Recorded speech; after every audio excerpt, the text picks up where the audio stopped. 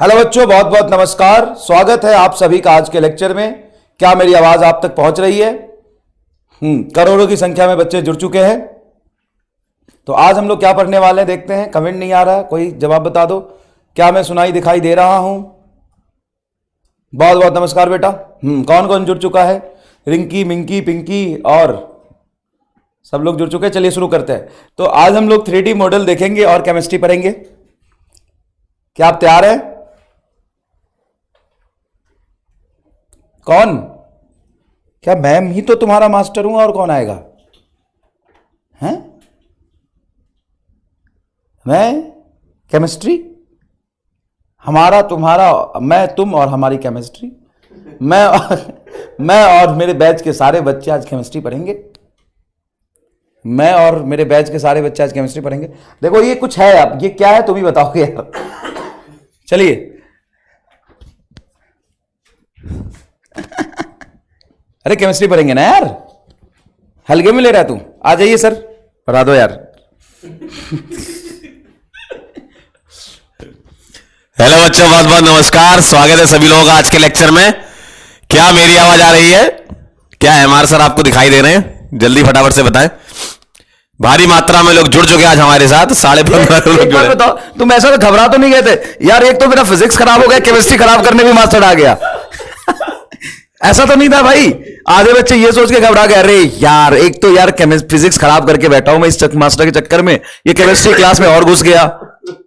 हाँ अच्छा यार, कुछ रिजल्ट, कुछ लक्ष्य बैच, कुछ रिजल्ट, कुछ करते सर थोड़ा बहुत। अरे करते हैं, कोई बात नहीं, चलो ठीक है। थोड़ा और नहीं, क्योंकि भाई बात लक्ष्य की है तो लक्ष्य में होनी चाहिए ना यार। बात लक्ष्य की है तो लक्ष्य में होनी चाहिए। सरप्राइज रखते हैं। बात लक्ष्य की है, लक्ष्य में तो हो जानी चाहिए। और ये वाला सरप्राइज जो आपने कल दिया था, ऐसे कुछ बोला था, लेकिन वो तो कुछ था ही नहीं ना कल वाला। तो कल वाले से तो बहुत आगे निकल गए ना। अच्छा ऐसा है। हाँ। तो अभी बताओ यार क्या करना है? आप लोगों के लिए सरप्राइज है बहुत तगड़ा और लक्ष्य बैच से ही रिलेटेड है। कुछ अच्छा है, आप लोगों को सुन के काफी अच्छा लगेगा। आपको भी प्राउड फील होगा। हाँ। आपको भी प्राउड फील होगा कि जिस बैच में आप रहते हो, मतलब आज से 2 साल पहले ये बैच शुरू हुआ था। अगर लक्ष्य की बात करूं तो पिछले साल ही, मतलब पहला लक्ष्य बैच था लास्ट ईयर, जो अभी अभी नीट में बच्चों ने अपीयर किया है 23 में। और आप दूसरे लक्ष्यन हो बेटा, दूसरे लक्ष्यन हो। तो आपको भी अपने आप पे प्राउड होगा कि आप उस बैच में पढ़ते हो जिस बैच के बारे में हम बात करने वाले हैं, है ना। और लेकिन ये वाली बात अभी बताएंगे नहीं। अभी बताएंगे नहीं, ये वाली बात अभी बताएंगे नहीं। और कल से तो बहुत बेहतर, बहुत आगे। और मतलब यार वैसे तो बोलना ठीक नहीं है, लेकिन यकीन पीछे रह गए आप।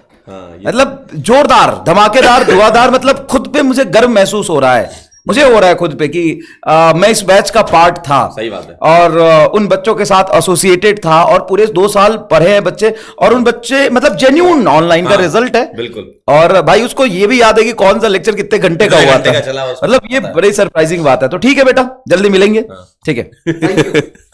कुछ कुछ इन्होंने आइडिया लगा लिया है।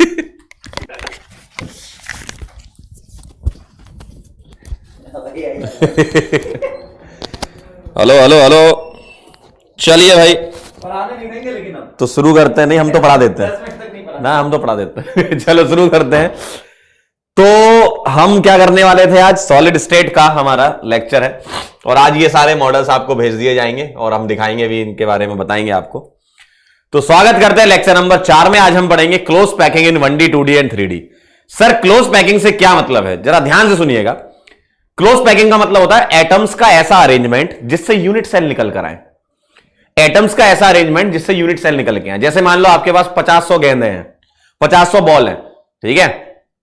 आपने उन बॉल का अरेंजमेंट करना चालू किया। आप कैसे कैसे उन बॉल को रख सकते हो? 1D में रखना है, 2D में रखना है, 3D में रखना है, और उनसे जो इंपॉर्टेंट यूनिट सेल निकल के आएंगे उसके बारे में हमें स्टडी करनी है, ठीक है। चलिए भाई। तो हम बात करेंगे आज पैकिंग। किस किस में देखेंगे पैकिंग? हम 1D 2D और 3D में पैकिंग देखेंगे, ठीक है। चलिए भाई, जैसे क्लोज पैकिंग इन 1D की अगर मैं बात करूं तो इसका मतलब क्या है? इसका मतलब समझ लो। इसका मतलब है कि आपके पास एटम्स हैं और एटम्स कैसे होते हैं बताओ? आपके पास एटम्स हैं और एटम्स कैसे होते हैं बताओ जल्दी फटाफट से। अरे तुम एटम बताओ यार, बाकी तो सरप्राइज आपको पता चल ही जाएगा। ठीक है, जोरदार है, आप लोगों को अच्छा लगेगा सुन के, है ना। चलिए बताएं फटाफट से, एटम्स कैसे होते हैं स्फेरिकल। तो अगर मुझे 1D में अरेंजमेंट करना है तो ये मैंने एटम ले लिए, ठीक है, ये मैंने एटम ले लिए, और इन एटम का अरेंजमेंट मैं ऐसे कर रहा हूं कि ये दो एटम आपस में टच कर रहे हैं, ठीक है। तो इनका अरेंजमेंट मैं ऐसा कर रहा हूं कि ये दो एटम आपस में टच कर रहे हैं। मैंने तीसरा एटम मिलाया, मैंने तीसरा एटम मेरे पास मिला तो ऐसा रख दिया मैंने, ठीक है। कोई बोले एक और एटम ले आओ, जी मालिक ले आते हैं। कोई बोले एक और एटम ले आओ, जी ले आते हैं। देखिए जरा, अरे देखिए तो। कोई बोले सर एक आध और है क्या, बिल्कुल है। तो ऐसे बहुत सारे एटम्स हमारे रखे हुए हैं, ठीक है, ऐसे बहुत सारे एटम्स हमने रख दिए हैं, इस तरफ और इस तरफ। अच्छा 1D की बात है, 1D की बात है तो एक ही लाइन में रखने पड़ेंगे। 1 डायमेंशन की बात है तो एक ही लाइन में रखने पड़ेंगे, क्लियर है। 1 डायमेंशन की बात है तो एक ही लाइन में आपको रखने पड़ेंगे, ठीक है। तो ये हो गया आपका 1D, ठीक। इधर ध्यान दो, इधर ध्यान दो, इधर, वो आपको समय आने पे पता चल जाएगा। इधर ध्यान दो, इधर। तो 1D की बात है तो ये एक ही लाइन में रखे होंगे। अब इसमें आपके सामने सवाल अगर मैं बताऊं तो कैसा हो सकता है सवाल, वो ये हो सकता है कि सर ए और आर का रिलेशन बता दो, इन दो एटम के बीच का ए और आर का रिलेशन बताओ जरा, बोलो भाई। रिलेशन बिटवीन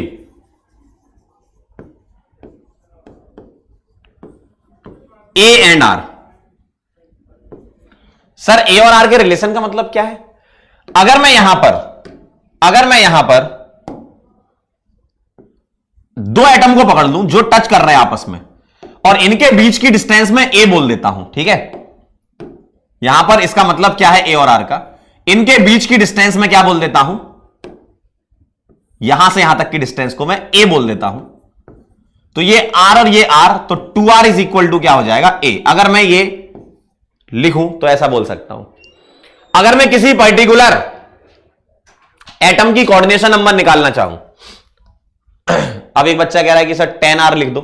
हम सिर्फ दो एटम के बीच की डिस्टेंस मान रहे हैं ना, मतलब ये मैंने पहले से मान लिया कि ए क्या है, ये मैंने मान लिया अपने पहले से, ए है distance between two atoms, distance between two atoms, है ना, ये मान लेना है आपको। तो दो एटम के बीच की डिस्टेंस है ए और रेडियस है आर, और आर 2r होता है, आपको पता है ना। चलिए भाई, पहला पॉइंट ये हो सकता है इसमें। दूसरा, कोऑर्डिनेशन नंबर बताओ कोऑर्डिनेशन नंबर। कोई भी एक एटम पकड़ लो आप, तो कोई भी एक एटम, मान लो आपने ये एटम पकड़ लिया, तो इसको कौन कौन टच कर रहे हैं, ये वाला और ये वाला। तो कोऑर्डिनेशन नंबर आप क्या बोलोगे इसकी, 2। और ये आपके लिए बिल्कुल भी इंपॉर्टेंट नहीं है। 1D हम इसलिए समझते हैं ताकि हम 1D से 2D में चले जाएं, 2D से 3D में चले जाएं, ठीक है। अगर नीट ने ये चैप्टर रखा तो इस चैप्टर में 3D वाली पैकिंग आपके लिए इंपॉर्टेंट है। 3D पैकिंग मोस्ट इंपॉर्टेंट है, ठीक है, अगर नीट ने ये चैप्टर रखा तो। लेकिन 3D के लिए पहले तुम्हें 1D 2D पता होना चाहिए, है ना। 3D के लिए आपको 1D 2D पता होना चाहिए। 3D पैकिंग से सवाल आ चुके हैं। अगर आपके सिलेबस में चैप्टर ऐड होता है तो 3D से ही सवाल आएगा, ठीक है। लेकिन 3D के लिए आपको पता तो होना चाहिए ना 1D 2D क्या होता है, थोड़ा पीछे चल के। तो ये है आपकी close packing in 1D। Close क्यों बोल रहे हैं, क्योंकि एटम आपस में टच कर रहे हैं, एटम टच करने चाहिए तभी मैं क्लोज बोलूंगा। दूर दूर हुए तो क्लोज पैकिंग नहीं बोले, टच करना चाहिए, है ना। चलिए फटाफट से आप इसको नोट कर लीजिएगा, फिर मैं आगे बढ़ूंगा 2D की पैकिंग पे चलूंगा। चलिए लिख लीजिए जरा।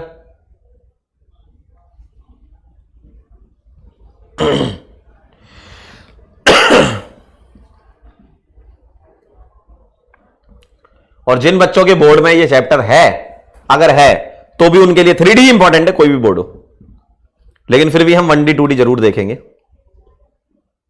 क्योंकि 3D में डायरेक्ट जंप करने से अच्छा है कि पहले 1D समझ लो, 2D समझ लो, 1D के बाद 2D आता है, 2D के बाद 3D आता है, तो 3D समझना आसान हो जाएगा आपके लिए।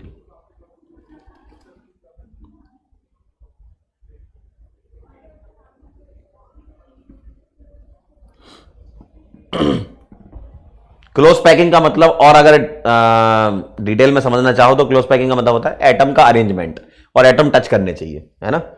चलें आगे, चलें आगे, चलिए। तो ये 1D की पैकिंग हो गई। अब हम चलते हैं 2D पर। 2D में दो केस बनेंगे अपने, 2D में दो केस बनेंगे। केस 1, स्क्वायर क्लोज्ड पैकिंग, ठीक है। 2D में square close packing. Sir square close packing का क्या मतलब है? बना लेते हैं।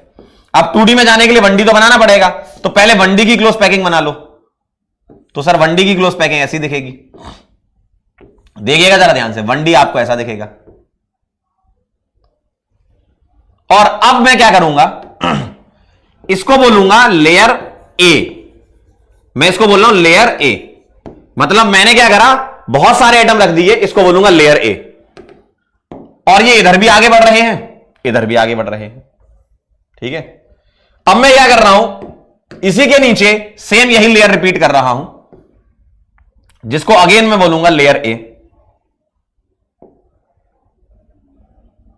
ठीक है। इसको मैं अगेन बोलूंगा क्या, लेयर ए। इसी जैसी रिपीट कर रहा हूं। सर आप सेम क्यों रिपीट कर रहे हो, अभी बताता हूं। सर सेम क्यों रिपीट कर रहे हो, अभी बताता हूं। मैंने इसी जैसी लेयर ए रिपीट कर दी, और ये इधर भी बढ़ेगी, क्यों, क्योंकि 2D में है, इधर भी बढ़ेगी और इधर भी बढ़ेगी। तो ये एटम मैंने प्लेस किए, ठीक है। ये पूरा का पूरा, ये मान लो कि इस बोर्ड पर बहुत सारी बॉल मैंने रख दी है, ठीक है। तो ये इधर भी बढ़ेगा, इधर भी बढ़ेगा, यानी कि अगर मैं इन लेयर्स को बोलूंगा तो ये लेयर कैसी है, सेम टाइप की लेयर है। अरेंजमेंट कैसा है, सेम टाइप का। तो अगर मैंने इसको लेयर ए बोला है तो ये वाली भी लेयर ए है, ये दोनों सेम लेयर हैं। इसके नीचे फिर रखोगे, फिर लेयर ए रखोगे, फिर रखोगे, फिर लेयर ए रखोगे, है ना। तो ये सारे जो एटम हैं, अगर कभी कोई आगे पीछे बन जाता है, मतलब कोई साइज में बड़ा और छोटा हो जाए एटम, तो वो सेम ही है ना, वो बनाते टाइम थोड़ा बड़ा छोटा बन सकता है। सारे एटम का रेडियस सेम है, ठीक है। आप बोलोगे सर 1D 2D सेम है, सेम नहीं है ना, 1D 2D अलग अलग है। जैसे मैं आपको बताता हूं, ठीक है। जैसे मान लो ये है, अगर इस लाइन पर मेरे एटम रखे हैं तो ये 1D है, मैंने एक और लगा दिया तो ये 2D हो गया। तो 2D में ऐसा सीट जैसा बन जाएगा, है ना। तो ये हो गया आपका 2 डायमेंशनल स्ट्रक्चर। सर आपने स्क्वायर क्लोज पैकिंग क्यों बोली, मैंने पता स्क्वायर क्लोज पैकिंग इसलिए बोली है कि अगर मैं कोई 4 एटम के सेंटर ज्वाइन कर दूं, एडजेसेंट वाले, देखो अगर मैं कोई 4 एटम के सेंटर ज्वाइन कर दूं तो क्या मुझे एक स्क्वायर बनता हुआ नजर आ रहा है। देखो इसका सेंटर मैंने ए बोल दिया, ये बी बोल दिया, ये सी बोल दिया, ये डी बोल दिया। तो मैं यहां ये बोल सकता हूं क्या कि एबीसीडी जो है, एबीसीडी जो है वो एक स्क्वायर यूनिट सेल है। और स्क्वायर यूनिट सेल कौन सी वाली, 2D वाली। भाई यही बोल सकता हूं, इसलिए मैंने इसका नाम स्क्वायर बोला है, ठीक है। तो अगर मैं इनके सेंटर 4 एटम पकड़ लो, सेंटर ज्वाइन कर दो, स्क्वायर बन गया। Sir second point, coordination number बता दो। अब जब तुम कोऑर्डिनेशन नंबर निकालोगे तो कोई एक एटम तो पकड़ोगे ना। मान लो आपने ये एटम पकड़ लिया, तो इसको कौन कौन टच कर रहा है, देखो इसको कौन कौन टच कर रहा है। ये वाला कर रहा है 1, ये वाला कर रहा है 2, ये कर रहा है 3, और इसके ऊपर भी तो लेयर होगी, वो तो हमने बनाई नहीं है, लेकिन इसके ऊपर भी तो लेयर होगी, यानी कि एक ये वाला भी करेगा। तो किसी एटम को पकड़ोगे तो वो 4 एटम उसको घेर रहे होंगे, यानी कि कोऑर्डिनेशन नंबर 4 हो गया। अगर आप मुझसे पूछोगे sir relation between A and R, relation between A and R, और ए क्या माना है यहां पर, स्क्वायर यूनिट सेल बन गई, तो स्क्वायर यूनिट सेल की एज लेंथ, इसको मैं ए बोल देता हूं। अगर ये ए है, ये आर है, ये आर है, तो मेरा रिलेशन आ जाएगा 2r इज इक्वल टू ए आ जाएगा। क्या ये बात सही है, क्या ये बात सही है। तो ये कुछ इसके इंपॉर्टेंट पॉइंट्स हैं, ये भी आप साथ में लिख लेना, मैं यहां पर ओबी पॉइंट्स बोल देता हूं। पहला पैटर्न कैसा होता है, ठीक है, पैटर्न कैसा होता है, लेयर ए चलती है यहां पर, है ना। मैं यहां पर लिख देता हूं पैटर्न को, पॉइंट नंबर 4 बना के, ए ए ए ए ए ए, बहुत सारे ए रखे होंगे, इधर इधर इधर इधर, है ना, ए ए ए ए टाइप। तो कैसा पैटर्न होता है, ए ए टाइप। यूनिट सेल कौन सी होती है? Square unit cell. एबीसीडी यहां बोला है। कोऑर्डिनेशन नंबर कितना होता है? 4। क्यों? एक एटम को पकड़ोगे वो एडजेसेंट 4 एटम से घिरा होगा। ए और आर का रिलेशन क्या होगा? 2r is equal to A. Check कर लो जरा। तो ये 2D अरेंजमेंट है। मैं आपको अभी दिखाऊंगा स्क्वायर क्लोज पैकिंग 2D कैसा दिखता है।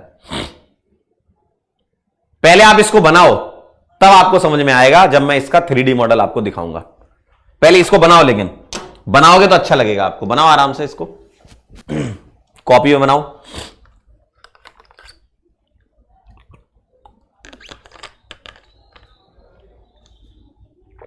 बेटा यहां पर ए मतलब आपसे यहां पूछ सकते हैं कि बताओ एटम की स्टैकिंग। स्टैकिंग का मतलब क्या है? लेयरिंग किस टाइप से है?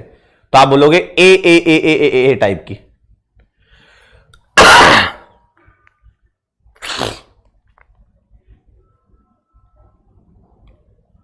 लिख लो तो बता देना।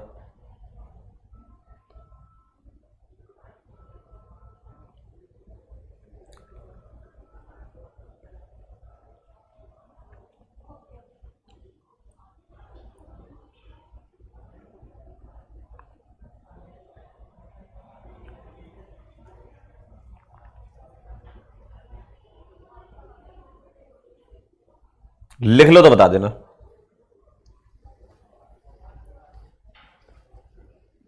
डन है? पक्का? जल्दी से बताओ। लिख लिया आप लोगों ने? बोलो।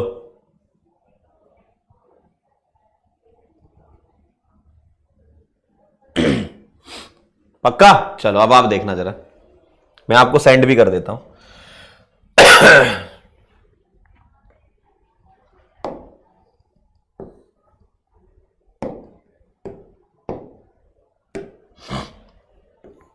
स्क्वायर क्लोज पैकिंग चाहिए ना अपने को।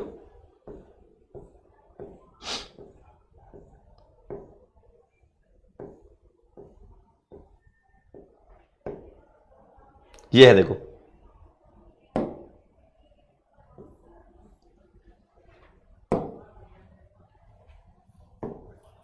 देखो आपको मैंने भेज भी दिया है, जिन लोगों के पास आ जाएगा देख लो। एक्चुअल में ऐसा है, ये दिख रहा है आपको सामने से? ये है, गौर से देख लो। ऐसा इसको बोलते 2D। ऐसा रखा है। देखिए ऐसा दिखेगा आपको। देखो स्क्वायर क्लोज पैकिंग 2D ऐसा होता है। और वो जो लोग पूछ रहे थे ना सर कोऑर्डिनेशन नंबर, ये देखो, देखिए। जिनके पास आगे अच्छी बात, जिनका नहीं आया बाद में देख लेना। समझ लो, पहले काम यहां पर फोकस करो जरा समझने पर, ठीक है? रिफ्रेश कर लो तो आपके पास आ जाएगा। अब जरा ध्यान से सुनिएगा। ये क्या था आपके पास? लेयर थी। देखिए जरा ध्यान से, ये क्या है आपके पास? एक लेयर है ए। देखिए, क्या यही सेम लेयर ये है?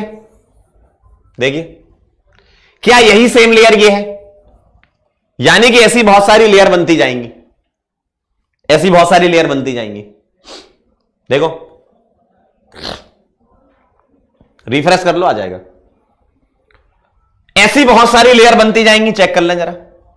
और मैं अगर कोऑर्डिनेशन नंबर निकालना चाह रहा हूं, मान लो इस एटम का निकालना चाह रहा हूं मैं, तो बताओ इसको कौन कौन टच कर रहा है? बताओ कितने एटम टच कर रहे हैं इसको? बोलो भाई। मैंने तो डायग्राम जब पीछे बनाया था तो उसमें बहुत कम एटम बनाया था, ये बहुत सारे एटम है ना? तो बताओ जरा इसको कौन कौन टच कर रहा है? 1 4। देखो, क्लियर है? क्यों भाई, क्लियर है? तो एक एटम को 4 एटम टच कर रहे हैं तो कोऑर्डिनेशन नंबर 4 हो गई। और अगर मुझे स्क्वायर यूनिट सेल बनानी है तो कोई भी कहीं से भी आप 4 एटम उठा लो।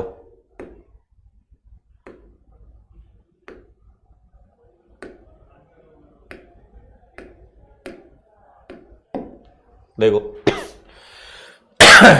कोई भी 4 एटम, जैसे ये ले लिए मैंने, कोई भी 4 एटम उठा लो, आपको स्क्वायर यूनिट सेल बनती हुई नजर आएगी। देखो कोई भी 4 एटम ले लो आप, स्क्वायर यूनिट सेल बन जाएगी। कोई भी 4 एटम ले लो आप, कोई भी 4 एटम पकड़ो, स्क्वायर यूनिट सेल बन जाएगी। देखो आप, क्लियर हुआ एकदम, स्क्वायर क्लोज पैकिंग।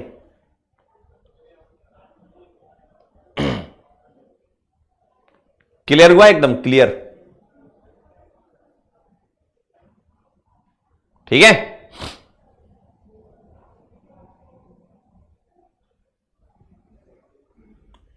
ठीक है, चलें आगे। तो ये था आपका स्क्वायर जो अपन बना रहे थे ना, ये सारा ये था। हमने यहां पर पहला पॉइंट लिख लिया, दूसरा लिख लिया, तीसरा लिख लिया, चौथा लिख लिया। पांचवा पॉइंट निकालना है, percentage packing fraction. Percentage packing fraction कैसे निकालेंगे? Percentage packing fraction in 2D का फॉर्मूला क्या होता है? देखो 2D में क्या होता है ना, हम एक्चुअल में स्फीयर नहीं रखते, हम एक्चुअल में डिस्क रखते हैं, क्योंकि 2 डायमेंशन है ना। स्फीयर तो आप 3D में रखोगे, तो वो तो मॉडल बनाने के लिए अपन ने बॉल बना दी, लेकिन एक्चुअल में आप यहां पर ये रखोगे Z effective into area of disc रखोगे आप, डिस्क मान लोगे उसको, divided by area of unit cell into 100। यहां एरिया लिखोगे, क्या लिखोगे? एरिया। 3D में वॉल्यूम लेते हैं, 2D में एरिया लेना पड़ेगा है ना। तो एक्चुअली अगर कॉन्सेप्चुअली चले तो 2D में एरिया लेना अपने को। अच्छा, Z इफेक्टिव बताना कितना आएगा, बताओ जरा। इसका Z इफेक्टिव बताओ जरा कितना आएगा। अगर ये यूनिट सेल है तो इसका Z इफेक्टिव कितना आएगा, आप बता दो। मैं यहां पर पॉइंट नंबर 5 बना के Z इफेक्टिव लिख देता हूं, उसको मैं पॉइंट 6 कर देता हूं, है ना। बताओ जरा Z इफेक्टिव क्या आएगा। इस यूनिट सेल को अगर तुम देखोगे तो कितना हिस्सा इसके अंदर है, बताओ जरा कितना हिस्सा इसके अंदर है। 1/4, 1/4, 1/4 और 1/4, यानी कि 4 इंटू 1/4, यानी कि Z इफेक्टिव 1 आएगा। कितना हिस्सा इस यूनिट सेल के अंदर है? 1/4, 1/4, 1/4, 1/4, यानी कि 1 है। ये पॉइंट नंबर 5 बना दिया मैंने, इसको मैं पॉइंट नंबर 6 कर देता हूं। तो Z इफेक्टिव आ गया आपका 1। एरिया ऑफ डिस्क कितना होता है? पाई आर स्क्वायर। और यूनिट सेल क्या है? स्क्वायर यूनिट सेल, और एरिया स्क्वायर का होता है ए स्क्वायर इंटू 100। अब यहां ए और आर का रिलेशन पुट कर देता हूं, तो यह आएगा पाई आर स्क्वायर अपॉन ए रख दिया मैंने 2r स्क्वायर इंटू 100। सॉल्व करोगे आर स्क्वायर से आर स्क्वायर उड़ जाएगा, पाई/4 आएगा इंटू 100, यानी कि ये सॉल्व करोगे 25 पाई मिलेगा, और पाई 3.14, 78.5% आता है ये। तो परसेंटेज पैकिंग फ्रैक्शन आ गया 78.5%। अच्छा, ये आ गया तो परसेंटेज वॉइड बता सकते हो कितना आ जाएगा? 100 माइनस 78.5, यानी कि 21.5% आ जाएगा 2D का। 2D का आएगा, ध्यान रखिएगा। हो सकता है कि कई जगह पर देखा मैंने ऐसा, उन्होंने इसको स्फीयर लेके सॉल्व किया है, तो कुछ और ही आ जाएगा परसेंटेज पैकिंग फ्रैक्शन, जबकि 2D में स्फीयर नहीं, डिस्क लेनी पड़ती है। क्यों? 2D में एरिया होता है, कई लोग वॉल्यूम का पुट करके आंसर निकालते हैं, तो ध्यान रखिएगा 2D में एरिया लेना अपने को। तो 2 डायमेंशन है, एरिया है, इसीलिए हमने ये किया है। नोट कर लो इसको, पिछला वाला तो लिख ही लिया था आपने। हाँ यार, तबीयत सही नहीं है आज, जुकाम सर्दी खांसी, कैसे जाएगा ये जुकाम। ठीक है, चाय पिलवा दो यार। हाँ यार,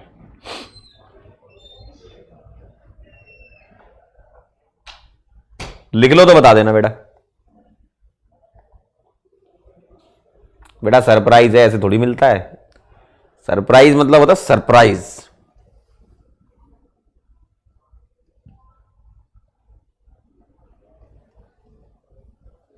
चले आगे।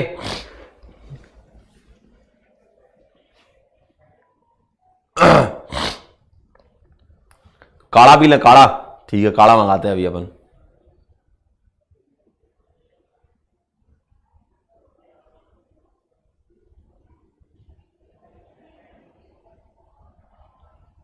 चलें आगे,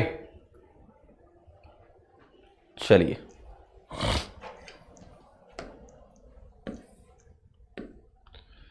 सेकंड केस है, केस 2। तो पहला वाला हो गया था आपका स्क्वायर क्लोज पैकिंग, सेकंड है हेक्सागोनल क्लोज्ड पैकिंग।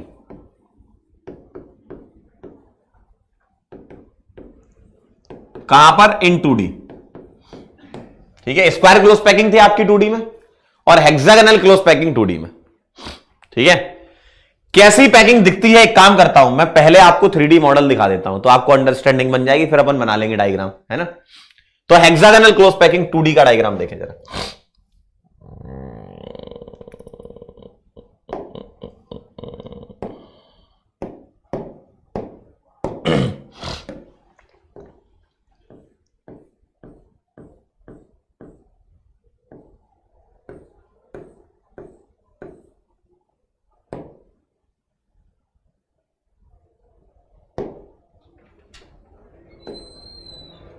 चलिए, ये मैंने आपको भेज भी दिया बेटा, ये मैंने आपको भेज भी दिया है। क्या अंतर है उसमें और इसमें? या आप रिफ्रेश कर लेना, आ जाएगा आपके पास। बताओ जरा, दोनों में क्या अंतर है? पिछले वाले और इस वाले में क्या अंतर है? रिफ्रेश कर लो, बोलो पिछले वाले और इस वाले में क्या अंतर है? बोलो।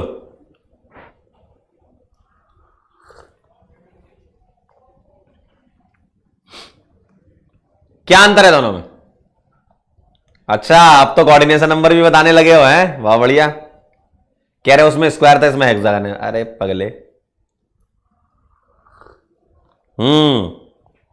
एक बच्चे ने सही बोला है कि सर एबी टाइप की पैकिंग है, पहले आपके एटम रखे थे उसमें लेयर सेम थी। अब जरा ध्यान देना, जरा समझ लो बात को।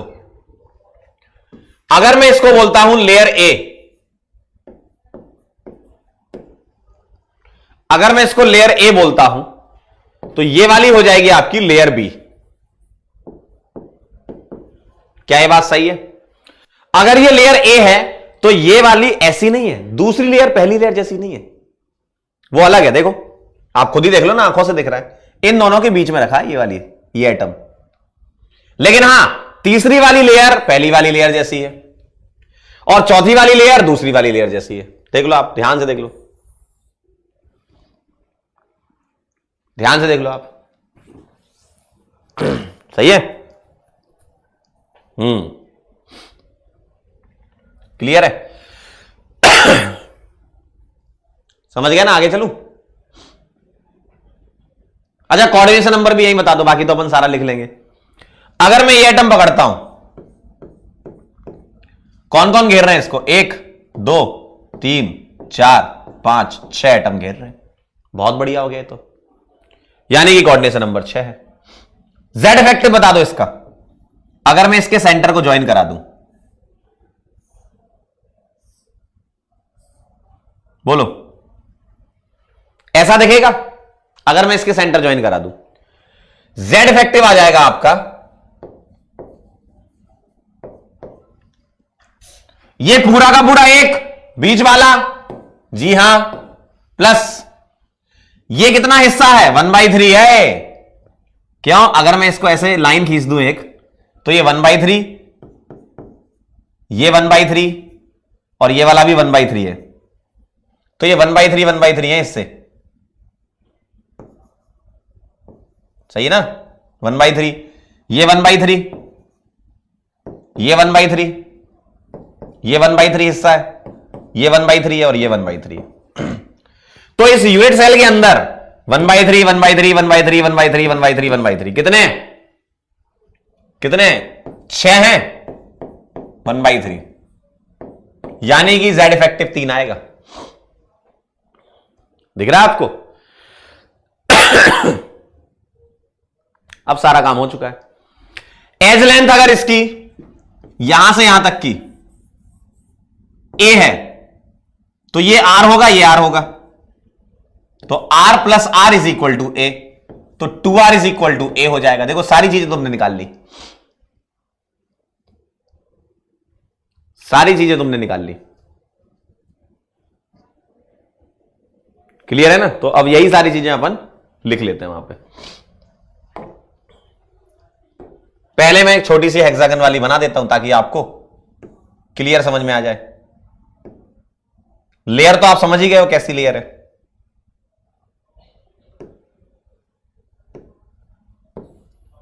लेयरिंग तो आप समझ चुके हो कि नहीं बेटे?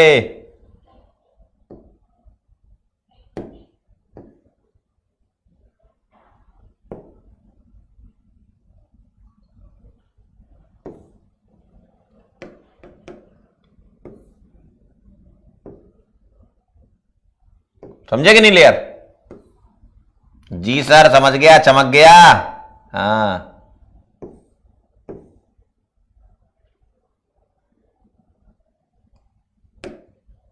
और इनके सबके सेंटर को ज्वाइन कर दूं मैं।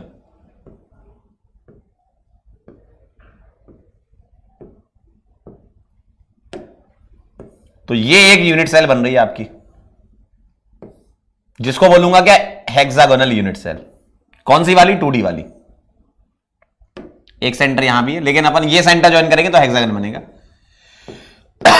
ए B C D E F और ये जी, ऐसा मैंने बोल दिया। ठीक है, तो पहला point,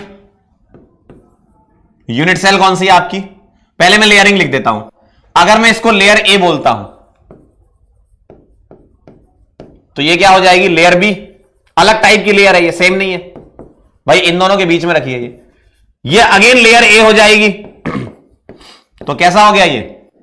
A B A B A B type. Repeat करते जाओ आप, बहुत सारा बना लो, उसमें क्या है। दूसरा A B C D E F G, A B C D F G, ये है hexagonal unit cell, hexagonal 2D unit cell, 2D unit cell. Coordination number कितना आ रहा है भाई साहब? 6। जेड इफेक्टिव कितना निकाला था आपने, बताएं जरा? बीच वाला पूरा प्लस 6 हिस्से हैं 1/3 के, जो अभी समझाया मैंने। ये 1/3, ये पूरा 1 काउंट होगा। ये 1/3, ये 1/3, देखो ये सारे 1/3 है, यानी कि आ जाएगा 1 + 2 यानी कि 3। ए और आर का relation, relation between A and R, 2r is equal to A. कैसे आया मालिक? मालिक कैसे आया? आर, और इसको मैंने ए मान लिया, आर और ये मान लिया, तो 2r इज इक्वल टू ए।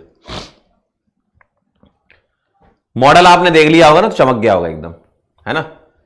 फटाफट से नोट करो, फिर हम पैकिंग फ्रैक्शन निकालेंगे। ठीक है, और पैकिंग इन 1D और पैकिंग इन 2D अगर आप छोड़ भी देते हो तो कोई दिक्कत नहीं। ये 1D 2D क्यों पढ़ते हैं? ताकि 3D अपने को समझ आए। 3D पैकिंग इंपॉर्टेंट है, ये अगर आप हटा भी देते हो तो भी कोई दिक्कत नहीं, है ना? ठीक है, नोट कर लो।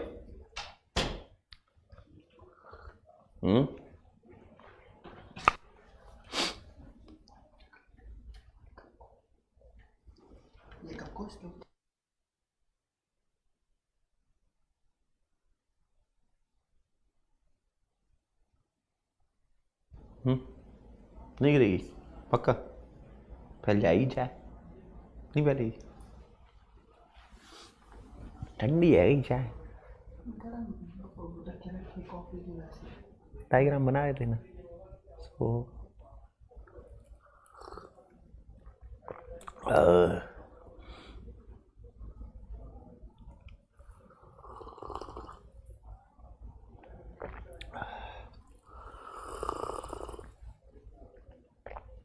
चले आगे। डन।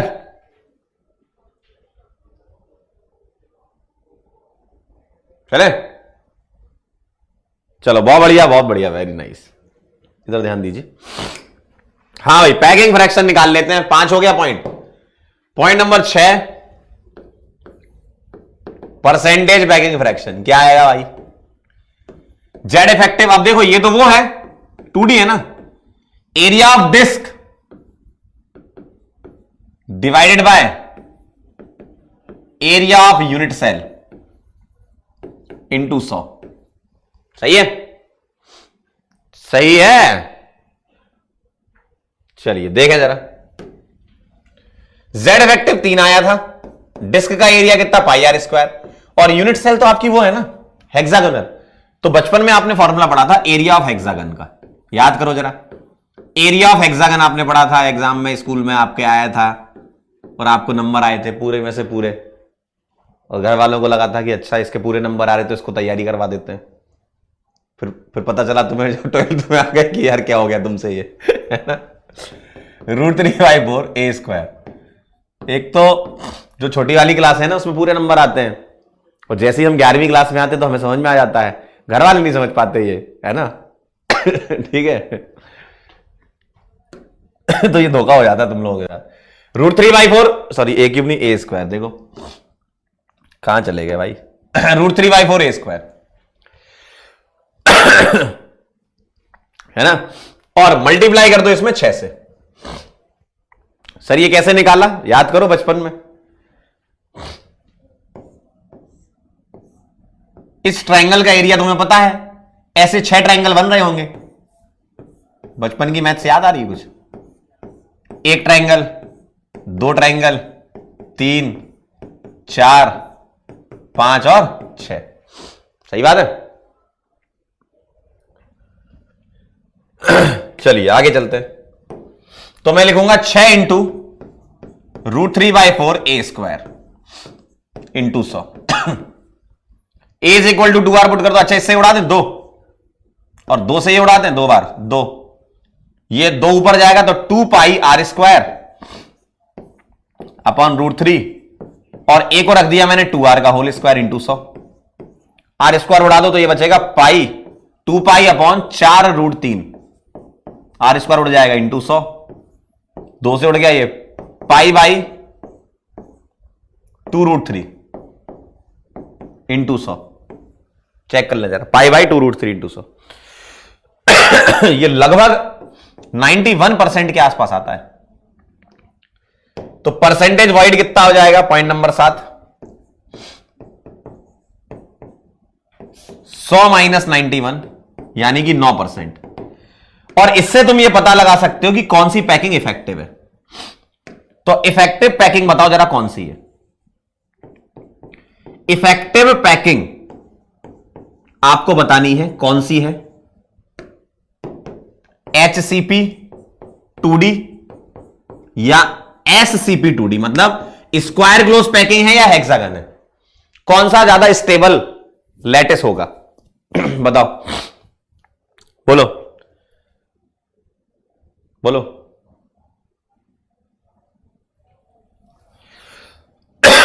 हेक्सागन का एरिया है ना इसलिए 6 आया। एक इक्विलेटरल ट्रायंगल का एरिया √3/4 a स्क्वायर होता है। 6 से मल्टीप्लाई करोगे हेक्सागन का आ जाएगा। हेक्सागोनल क्लोज पैकिंग इफेक्टिव है। मतलब अगर मैं स्टेबिलिटी की बात करूं, है ना, स्टेबिलिटी की बात करूं तो स्टेबिलिटी किसकी ज्यादा होगी? जिसमें वॉइड कम हो। सही बात है ना। अगर मैंने कोई ऐसी यूनिट सेल ली जिसमें वॉइड कम है, और अगर वॉइड कम है तो अच्छी बात है ना, बढ़िया पैकिंग है, ज्यादा से ज्यादा स्पेस ऑक्यूपाई होना चाहिए, तो हम बोलेंगे अच्छी पैकिंग है, इफेक्टिव पैकिंग है, स्टेबिलिटी है। ठीक है। तो 2D की बातें करूं तो HCP की ज्यादा होती है SCP से। फटाफट से इसको नोट करो, फिर हम आगे चलते हैं, और जो अब काम का है आपके वो आने वाला है। अभी तक अगर आपने नहीं पढ़ा तो कोई बात नहीं। 1D 2D पैकिंग आपको नहीं भी आती है ना तो भी टेंशन वाली बात नहीं है। 3D पैकिंग आपके लिए बहुत इंपॉर्टेंट है ना।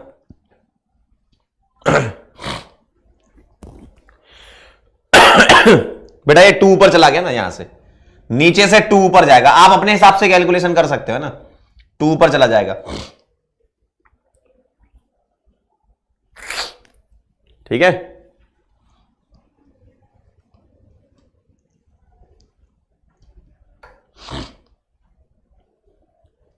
लिख लो तो बता देना। और फिर बोल रहा हूं मैं, 1D 2D पैकिंग से सवाल नहीं आते हैं। अगर कभी ये सिलेबस में इंक्लूड भी हुआ चैप्टर सॉलिड स्टेट, तो 1D 2D से सवाल नहीं मिलेंगे आपको, 3D से सवाल मिलेंगे।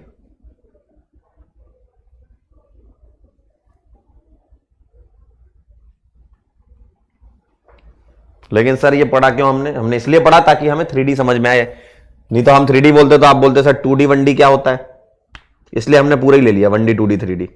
हालांकि 1D 2D पैकिंग की स्टैकिंग मतलब लेयरिंग एनसीईआरटी में गिवन है।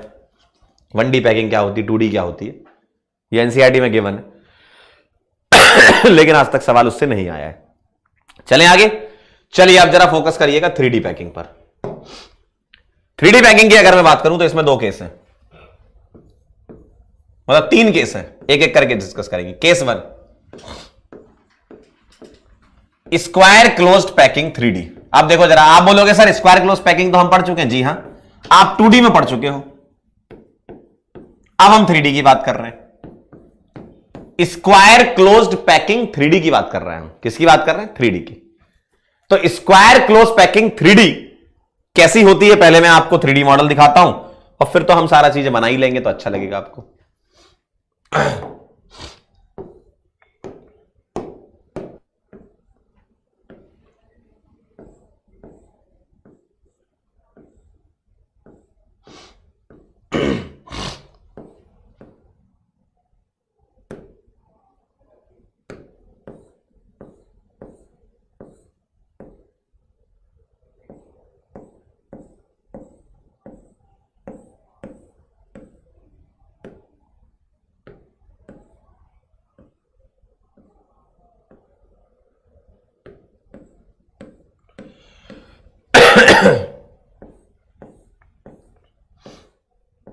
स्क्वायर क्लोज पैकिंग कहां है भाई,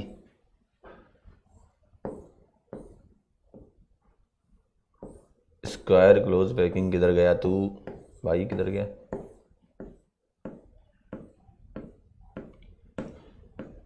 स्क्वायर क्लोज पैकिंग ना ये तो 2D वाला था। ये है।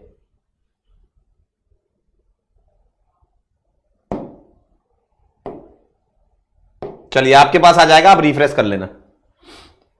यह है स्क्वायर क्लोज पैकिंग 3D में।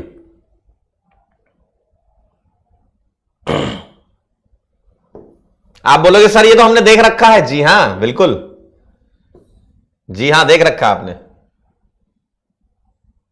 देखो आपको मैंने भेज दिया, रिफ्रेश कर लेना।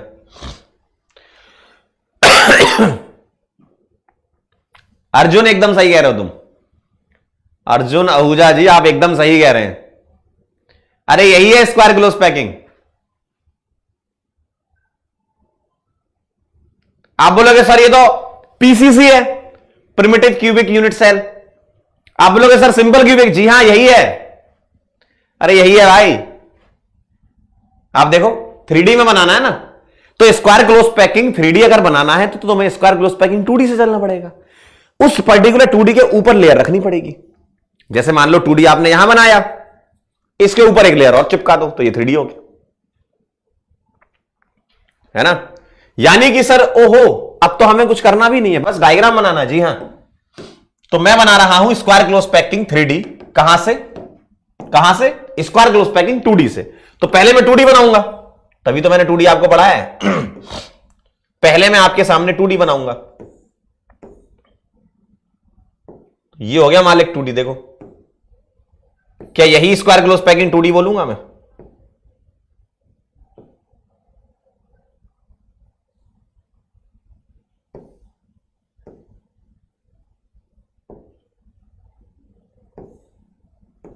क्या यही स्क्वायर क्लोज पैकिंग 2D आएगा? बोलें जरा ध्यान से देखें।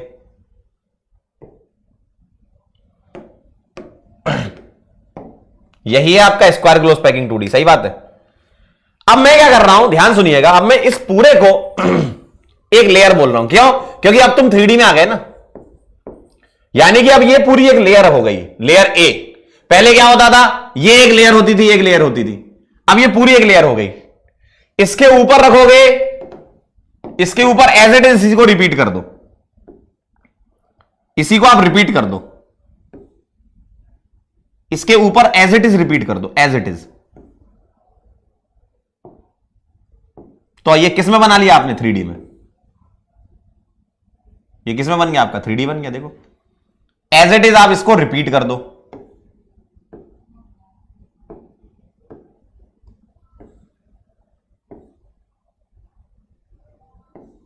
तो ये किस में आ गए? 3D में आ गए। और इस वाली लेयर को भी मैं क्या बोलूंगा? ये भी आपकी लेयर ए है, यानी कि ये तो पूरी पीछे वाली लेयर ए थी और ये सामने वाली भी क्या है? ये भी लेयर ए है। अब इसके ऊपर फिर रख दो एक, फिर रख दो एक ऐसा। अब कोई भी दो कॉन्सिक्यूटिव लेयर को लेकर अगर 8 एटम पकड़ोगे, 1 2 3 4 5 6 7 और 8, तो ये बनाएंगे सिंपल क्यूबिक यूनिट सेल। ये आपस में मिलकर बनाएंगे सिंपल क्यूबिक यूनिट सेल, जो मैंने आपको दिखाया है। तो लेयरिंग कैसी है?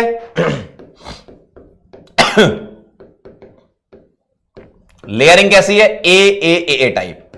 सर 2D में भी ऐसी होती है? बिल्कुल, बस हम ए वहां पर अलग मानते हैं, वहां हम इसको ए मानते हैं, यहां पूरी लेयर ए मान ली। सेकंड यूनिट सेल कौन सी बनेगी? सिंपल क्यूबिक, और इससे रिलेटेड सारी चीजें तुम्हें पता है।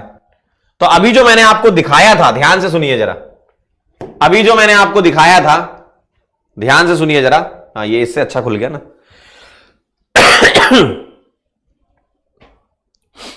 अभी जो मैंने आपको दिखाया था सिंपल क्यूबिक यूनिट सेल, ये देखें जरा, ये कहां से आई होगी?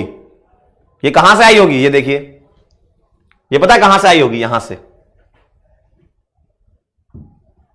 ये है वो, देखिए ध्यान से, ये मैं आपको भेज रहा हूं, रिफ्रेश कर लेना। ये है 3D। देखिए, अब आपको और क्लियर समझ में आया ये कहां से आई होगी? यहां से। देखो जरा, 3D दिख रहा है?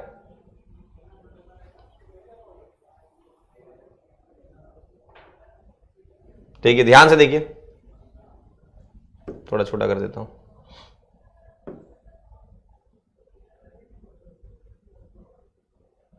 आपके पास भी आ गया, आप भी देख सकते हो, ये 3D है।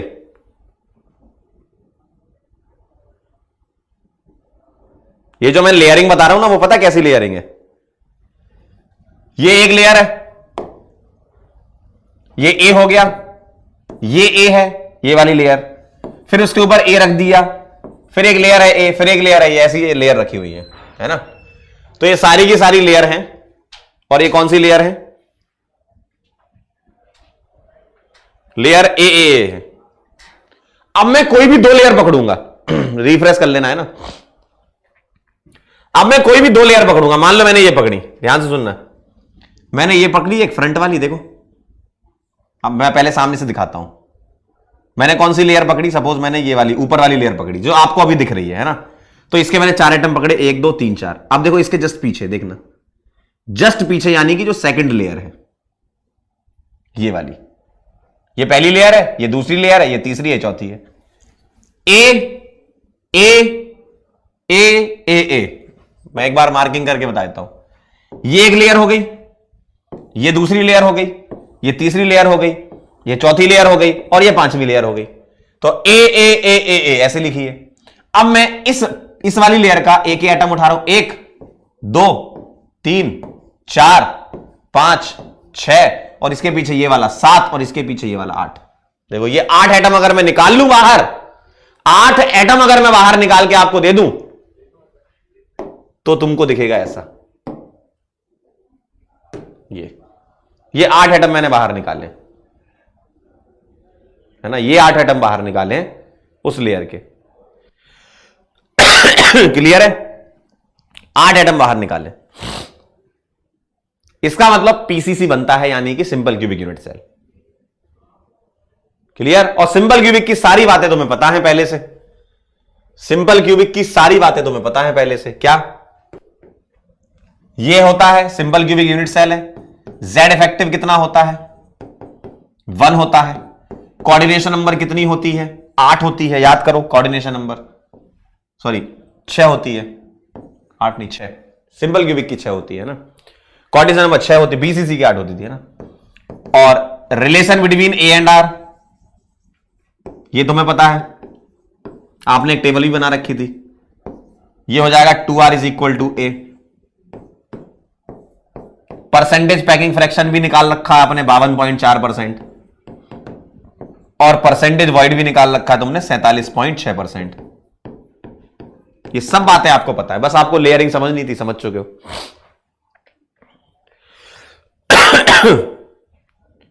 ठीक है, क्लियर है एकदम। तो ये है स्क्वायर क्लोज्ड पैकिंग 3D। फटाफट से नोट कर लो, फिर हम आगे चलते हैं।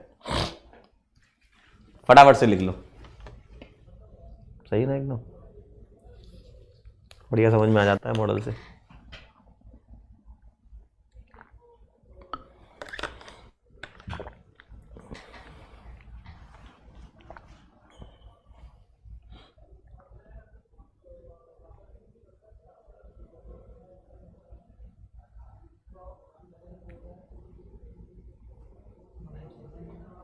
डन, लिख लिया? वाह यार, कुछ ज्यादा तेज नहीं लिख रहे हो तुम।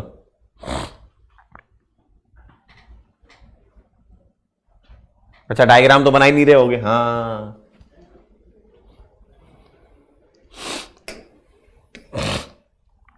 अब चलते हैं केस 2।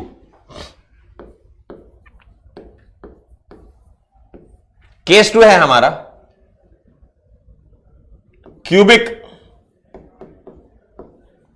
Close packing.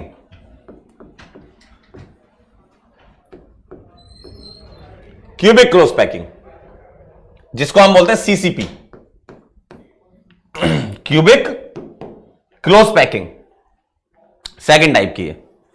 पहली वाली तो थी अपनी स्क्वायर क्लोज पैकिंग 3D में।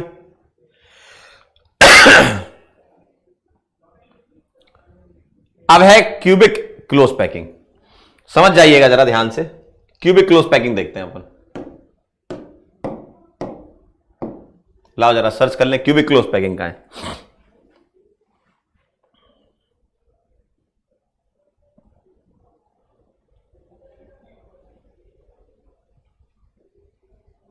दिख रही कहीं पे क्यूबिक क्लोज पैकिंग? हेक्सागोनल हो गई, हेक्सागोनल 2D हो गई, square close packing.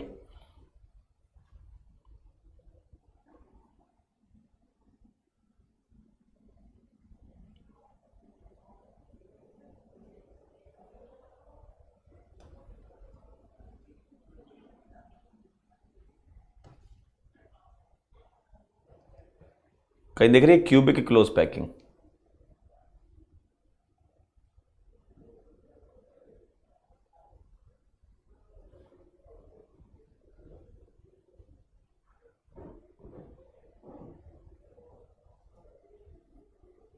Square close packing HCP है।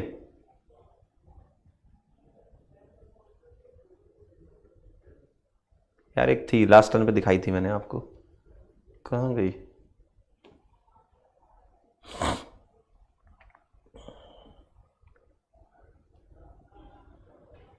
हाँ ये रही ना, ये है क्यूबिक क्लोज पैकिंग। भेज देता हूं मैं आपको।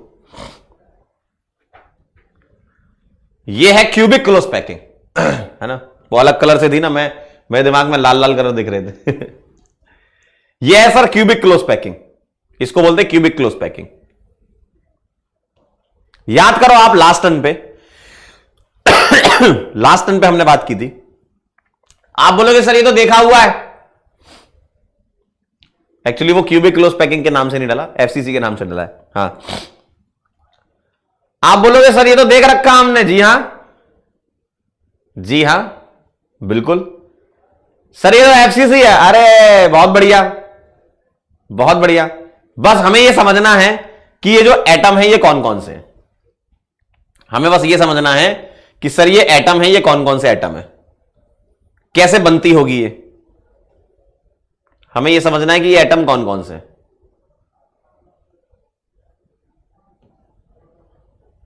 समझाए? अच्छा, इतना तो दिख गया कि FCC है। जी हां, बहुत बढ़िया। आइए जरा अब हम देख लेते हैं बनते कैसे हैं ये जो क्यूबिक क्लोज पैकिंग है ना, ये कहां से आती है? ये आती है फ्रॉम HCP2D। अब आप बोलोगे सर ऐसे कैसे? वही तो मैं बता रहा हूं। आप मुझे बताओ FCC में कितने एटम आते हैं? बोलो FCC में टोटल एटम कितने हैं? मैं Z इफेक्टिव नहीं पूछ रहा, टोटल एटम। जो ये है ना क्यूबिक क्रॉस पैकिंग, इसकी यूनिट सेल जो है वो FCC है। ये मैं आपको समझाने का प्रयास कर रहा हूं। सर FCC में आते हैं 8 कॉर्नर और 6 फेस सेंटर। क्या ये बात सही है? क्या ये बात सही है? जल्दी बता दो, क्या ये बात सही है कि 8 कॉर्नर और 6 फेस सेंटर आते हैं? अब वो कहां से आएंगे वो समझना है हमें। तो मैं क्या करूंगा? HCP2D बनाऊंगा पहले। HCP2D कहां है? ये HCP2D कहां है? ये है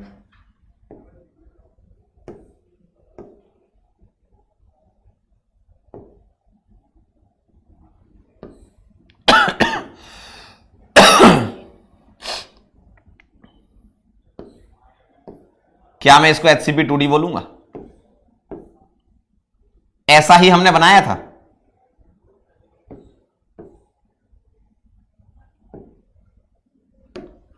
ये HCP2D हो गया, ठीक है।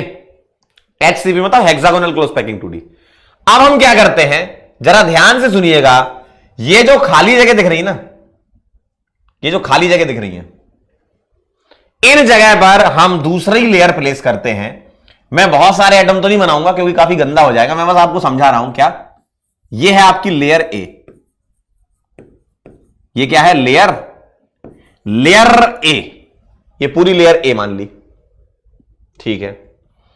अब इसके ऊपर दूसरी लेयर रखनी है। लेयर सेकंड हम प्लेस कर रहे हैं कहां पर?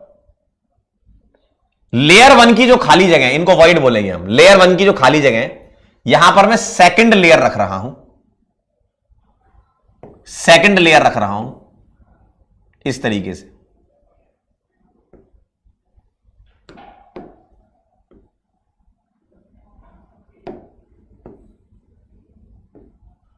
देखिए, और ये भी कैसा है? जो सेकंड लेयर है ना, वो पहली लेयर जैसी ही है, यानी कि वो भी HCP2D है। बस मैंने उसकी ओवरलैपिंग ऐसे कराई है, कि पहले वाली लेयर के वॉइड में सेकंड लेयर जाए। रिपीट नहीं करी मैंने उसकी ओवरलैपिंग ऐसे कराई है कि पहले वाली लेयर की जो वॉइड है वहां पर सेकंड लेयर में प्लेस कर दूं, है ना। मतलब सर सेकंड लेयर आ गई। सेकंड लेयर कौन सी हो गई? ये वाली। तो ये हो गई आपकी लेयर। मैं कलर से ही बोल देता हूं, इनको भी कलर चेंज कर देता हूं मैं इनका, ताकि आपके लिए आसान रहे। ये हो गई लेयर ए, ठीक। येलो वाली हो गई लेयर बी। अब सुनिएगा, तीसरी लेयर और होती है इसमें, जी हां, थर्ड लेयर, वो भी इसी जैसी होती है। मतलब HCP2D है, हर एक लेयर HCP2D है, लेकिन उनकी ओवरलैपिंग हम ऐसे करा रहे हैं कि ये तीसरी लेयर ऐसी बनी, थर्ड लेयर हमारी बन गई ऐसी। मतलब तीसरी लेयर कहां रखी?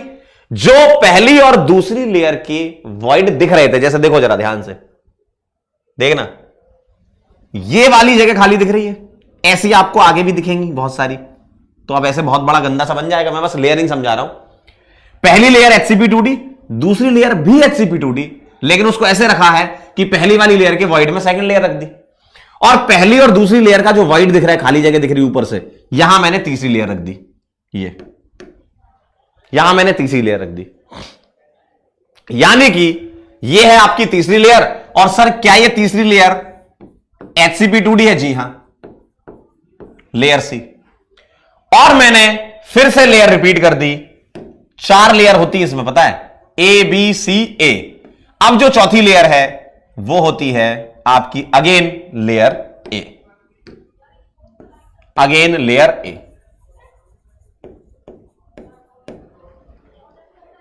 ठीक है। इसका मतलब यह है कि मेरे पास पहला पॉइंट, कैसी स्टैकिंग या लेयरिंग होती है? A B C A B C, ऐसे चलता है, A B C A B C A B C। और कभी भी ना पैटर्न अगर बीच में टूट जाता है तो उसको हम परफेक्ट लेयरिंग या परफेक्ट क्लोज पैकिंग नहीं बोलते, रिपीट होना चाहिए। एबीसी एबीसी एबीसी, मान लो कभी ऐसे लिखा है एबी बीसी सीए सीबी, ऐसा कुछ भी उल्टा सीधा लिख दिया, तो ऐसी लेयरिंग को हम क्लोज पैकिंग नहीं बोलते। क्लोज पैकिंग मतलब किसी लेयर का अगर खाली जगह है ना, तो उस जगह पे दूसरा रखना है, ठीक है। तो किसी लेयर की जो खाली जगह है ना, कोई दूसरी लेयर वहां पे रखना है। तो एबीसी एबीसी टाइप की है, ठीक है। अच्छा, इसकी यूनिट सेल क्या होती है? एफसीसी। अब मैं आपको वहां बताता हूं कि वो एटम कहां से आए।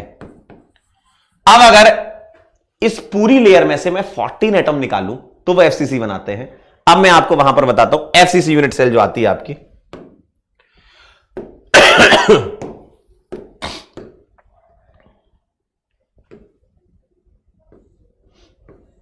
कहां गया एफसीसी?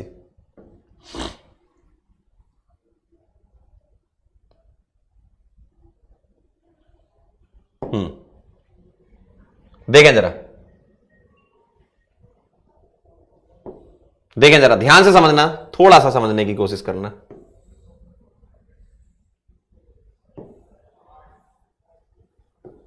बन जा भाई, घूमेगा क्या नहीं के?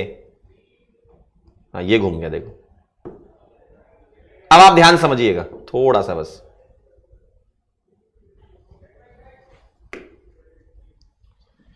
ये एक एटम, ध्यान से देखना, ये एक एटम, ये वाला, ये लेयर ए का यूज होता है। मैं 14 एटम निकाल रहा हूं, ये एक एटम लेयर ए का यूज होता है। यहां पर 3 एटम ये होंगे, इसके पीछे 2 और फिर 1, है ना, यानी कि 5 एटम लेयर बी के यूज हो गए, ठीक। 1 2 3 4 5, नहीं 8 एटम होंगे। कितने होंगे? 1 मिनट काउंट कर लेते हैं। एक एटम ये, एक एटम है, 6 होंगे। 1 2 3 6 एटम लेयर बी के यूज होंगे, और 1 2 3 4 5 और पीछे 1 होगा 6, है ना। अभी मैं घुमा के भी दिखा दूंगा। 6 एटम लेयर सी के यूज होंगे, और अगेन ये एटम लेयर ए का यूज होगा, यानी कि ए बी सी ए बी सी ऐसा चलेगा। तो 4 लेयर से एक यूनिट सेल बनती है। यहां पर 4 लेयर से एक यूनिट सेल बनती है। मैं आपको अब घुमा के दिखा रहा हूं कि 5 एटम कैसे आए, देखना देखो 6 6 12 13 और 14। एक एटम ये, एक एटम ये, यानी कि ये ए बी सी ए, तो ये एक एक एटम हो गए। ये लेयर ए लेयर ए के ये कॉर्नर हो गए 2, है ना। और ये वाली जो आए ना 3 2 5 और 1 6 और 6 12। अब मैं देखना घुमा रहा हूं, आप काउंट करना कितने। आप कोई भी लेयर पकड़ लो, कौन सी लेयर पकड़ रहे पहले बताओ, तभी मैं घुमाऊंगा। ये ऊपर वाली पकड़े, यहां कितने दिख रहे हैं तुम्हें? 1 2 3 4 5, यानी कि इसके पीछे 1 होगा, ठीक है। देखना जरा, इसके पीछे निकल के आएगा ये रहा, ये वाला, है ना। फिर से देख लो,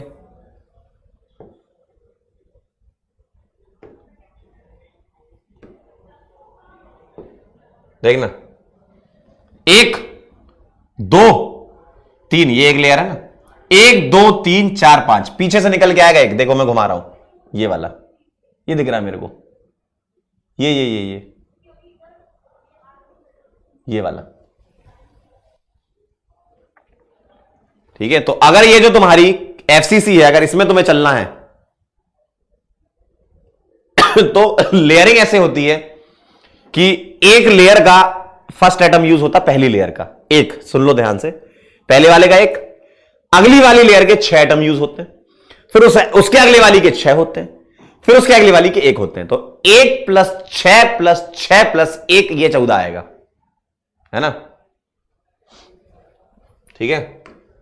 तो ये कहानी है। तो एफसीसी कैसे बन रहा है मैं यहां लिख भी देता हूं, 1 + 6 + 6 + 1, तभी तो 14 हुआ। ये ए लेयर का, ये बी लेयर का, ये सी लेयर का और ये ए लेयर का, तभी आपके 14 एटम्स हुए और 14 एटम से मिलकर एफसीसी बना। लेकिन एक यूनिट सेल में जेड इफेक्टिव तो जानते ही हो, इसका 4 होता है, सॉरी हाँ 4 होता है। कोऑर्डिनेशन नंबर तुम्हें पता है, एफसीसी की आप सारी बातें तुम्हें पता है, 12 होती है। ठीक, ए और आर का रिलेशन बता दो। Relation between A and R क्या होता है भाई? Relation between A and R होता है 2r is equal to √2a/2, ये भी आप जानते हो। 6 नंबर पे परसेंटेज पैकिंग फ्रैक्शन कितना होता है? 74% होता है, और परसेंटेज वॉइड होता है 26%। और इसकी पैकिंग एफिशिएंसी जो है 3D में देखें तो 3D में पहले वाली की 52.4 थी, इसकी 74 है। 74 अच्छी है, यानी कि स्टेबल होता है एफसीसी। ठीक है, तो ये पॉइंट से लेयरिंग समझ गए। 4 लेयर से मिलकर एफसीसी बनता है, यानी कि क्यूबिक क्लोज पैकिंग की यूनिट सेल एफसीसी निकल के आती है। Layer A, layer B, layer C और लेयर ए बी सी ऐसा होता है।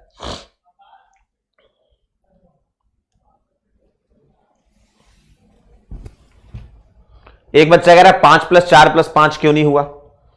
क्योंकि किसी एक लेयर का, यानी कि कोई भी लेयर चुन लो, उसमें से किसी एक लेयर का एक ही एटम यूज होगा, और जिसका ए हो रहा है ना, उसके बाद के बाद के बाद वाले का फिर से ए होगा, एक ही होगा, यानी कि वो 1 + 6 + 6 + 1 में ही टूटेगा। एफसीसी तभी बनेगा। अभी अब मैंने आपको दिखाई ना यूनिट सेल, देखो आप एफसीसी कैसे बन रही थी।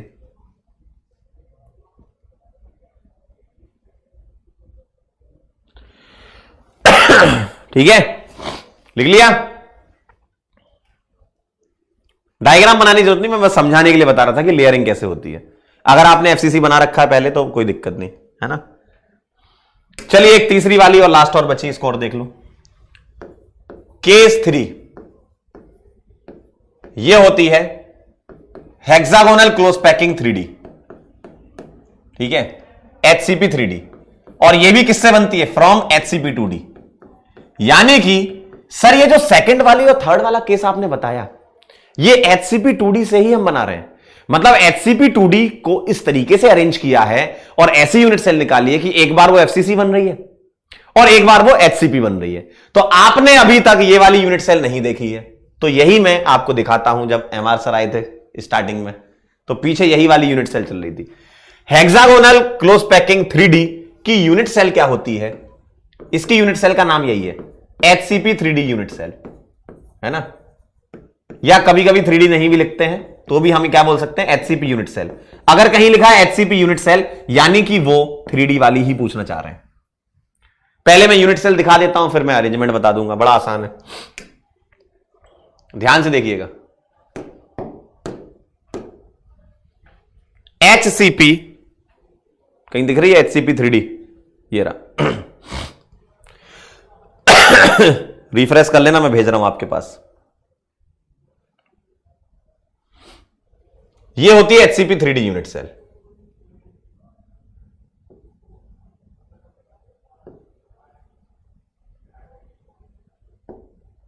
इसको बोलते हैं हेक्सागोनल क्लोज पैकिंग 3D। देख लो एक बार, फिर मैं आपको समझा दूंगा। यह है हेक्सागोनल क्लोज पैकिंग 3D, देख लो। सर ये कैसे बनती होगी वो भी देखें जरा। सर ये कैसे बनती होगी वो भी देखें। ये बनती है, ये दिखा दिया, ये दिखा दिया, दिखा दिया, दिखा दिया, कौन सा बच्चा है? इससे। ये भी मैं भेज देता हूं, आप रिफ्रेश कर लेना। ये बनती है इससे, रिफ्रेश कर लेना आप, है ना। ध्यान से देखिएगा, थोड़ा सा आपको FCC वाला भी क्लियर होगा इससे।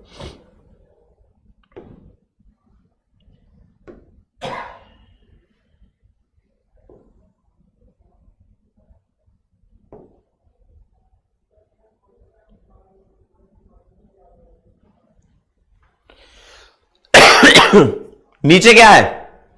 सबसे नीचे, नीचे क्यों चला गया? ऊपर लाओ,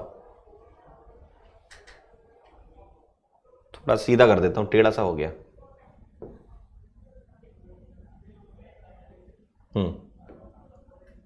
अब आपको दिखेगा, देखो सबसे नीचे कौन सी लेयर है बताओ जरा, बोलो।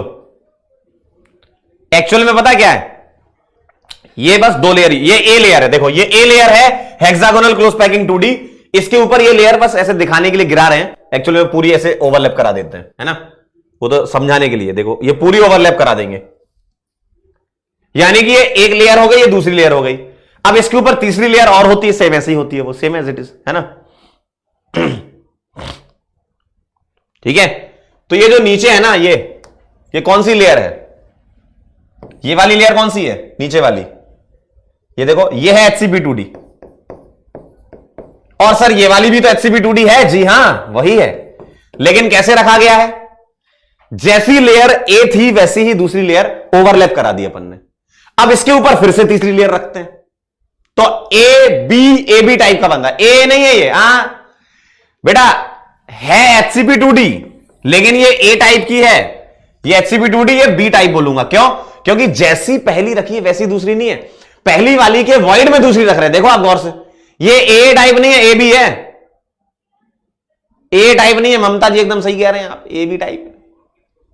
आप गौर से देखो ना, ए टाइप होती तो वो ये एटम इसके ऊपर आता ना, ये देखो बीच में है, ये ए टाइप का नहीं है, ए बी है, चेक कर लो, अच्छे से चेक कर लो, है दोनों HCP2D, लेकिन रखा कैसे है, रखा कैसे देखो, इसके ऊपर नहीं आया, ये बीच में आया इन दोनों के, देखो, तो ये ए बी टाइप की है ना। देखें जरा लेयरिंग, तो पहली लेयर क्या थी, HCP2D थी, पहली लेयर क्या थी आपकी, HCP2D थी, देखें जरा, ये है आपकी HCP2D, HCP2D।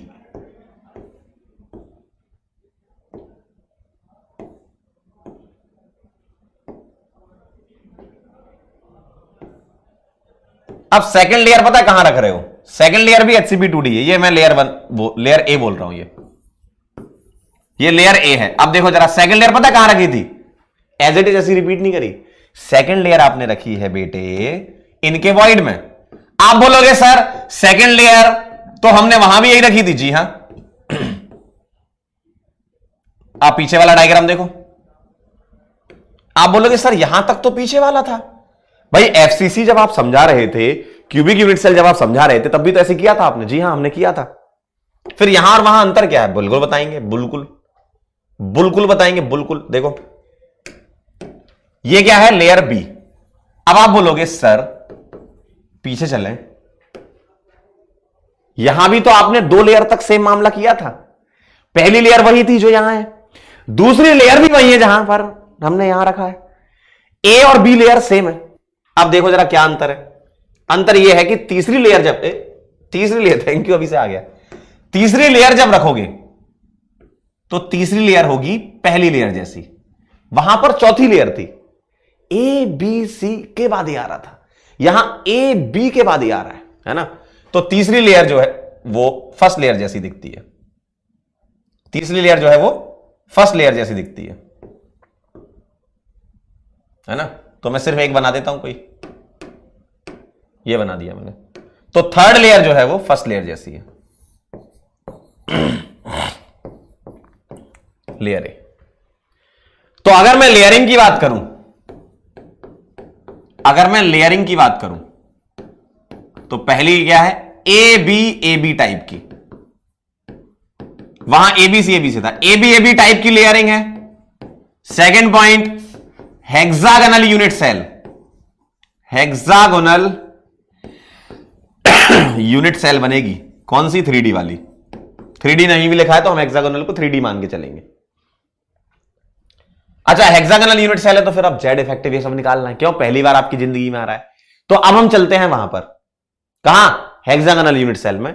आपकी इच्छा है, आप ये नोट करना चाहो तो कर लो फटाफट से, 1 मिनट के अंदर बना लो ऐसे गोले गोले। फिर मैं आपको हेक्सागोनल यूनिट सेल बनाता हूं और बताता हूं। यह आपके लिए नई यूनिट सेल है, सिंपल क्यूबिक पढ़ चुके थे, एफसीसी पढ़ चुके थे,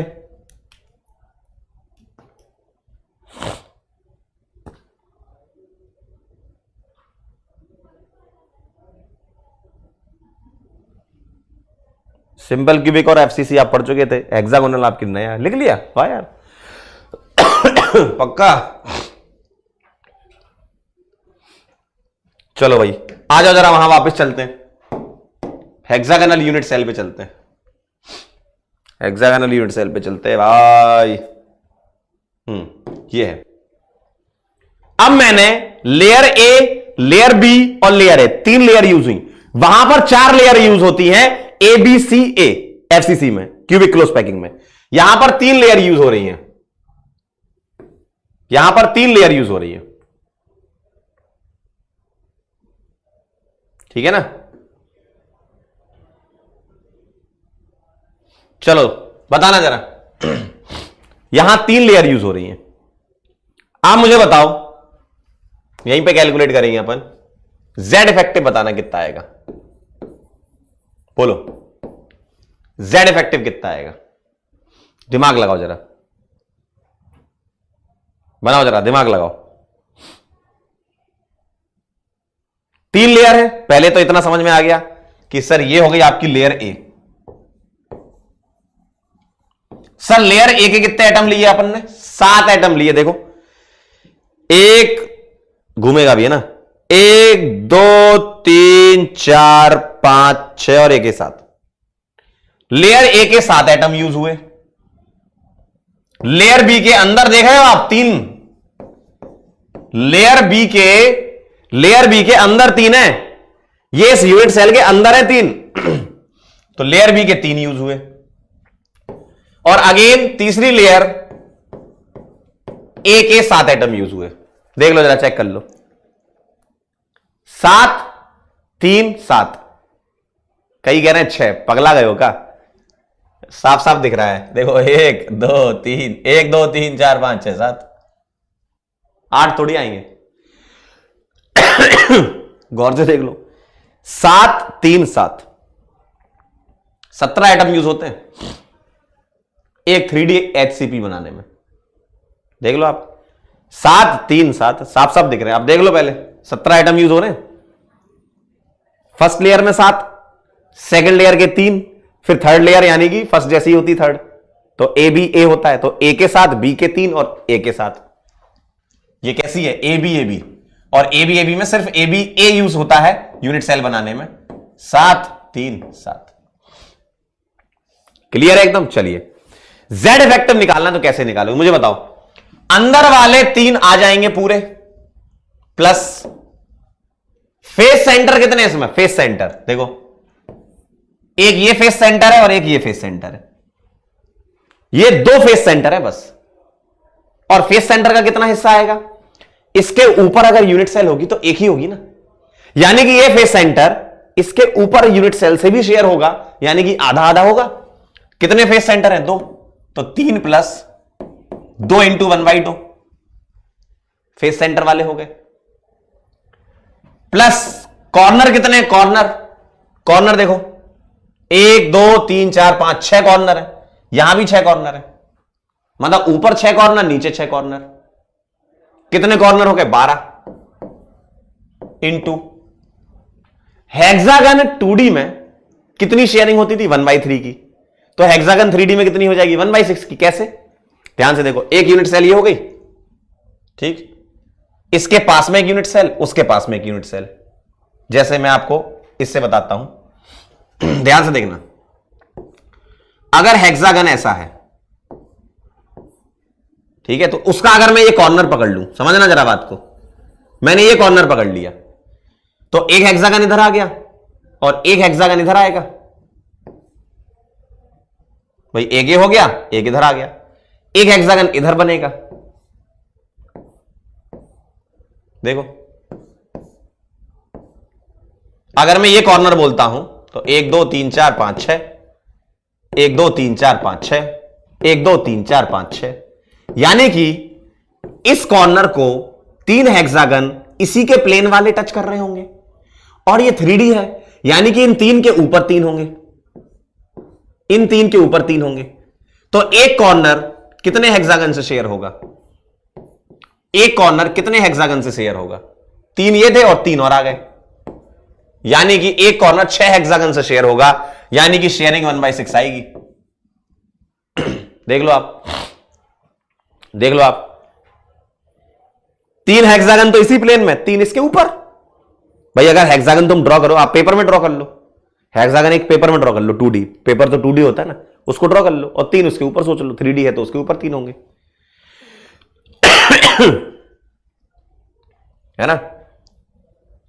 एक बच्चा कह रहा है सर नीचे नहीं होंगे, होंगे ना, ये तो मैंने इन 6 के करे, नीचे वाले 6 के करोगे तो उसको 12 लिख दो ना टोटल। अब ऐसे लिखोगे तुम 12 को 6 में बांट दोगे तो भी बात बराबर ही है यार। ऊपर वाले 6 हैं तो ऊपर एक यूनिट सेल होगी, उसके 3 के ऊपर 3 होंगे या नीचे 3 होंगे, तो हमने एक साथ 12 बोल दिया ना, कोई दिक्कत है क्या? तुम बोलोगे सर ऊपर वाले 6 के तो ऊपर यूनिट सेल होंगी 3, अगर ऊपर के 6 आइटम के लिए देखोगे ना तो ये मैंने ऊपर बनाया, नीचे भी बना सकते हो, क्या दिक्कत है, 12 लिख दिया मैंने टोटल। आप ऐसे लिखोगे 6 इंटू 1/6, फिर 6 इंटू 1/6, तो 12 इंटू 1/6 कर दो ना। तो इसका मतलब है कि Z इफेक्टिव कितना है, 3 + 1 4 और 2 6। कोऑर्डिनेशन नंबर बताओ, कोऑर्डिनेशन नंबर। ये जो 3 एटम नीचे दिख रहे हैं, ठीक है, इन 3 एटम को देखूंगा तो ये आपस में टच कर रहे होंगे, है ना। मैं इस वाले को पकड़ के बता रहा हूं तुम्हें, ध्यान देना इस वाले पे। इस एटम को पकड़ो, ठीक है, मुझे बताओ ये किसे किसे टच कर रहा होगा।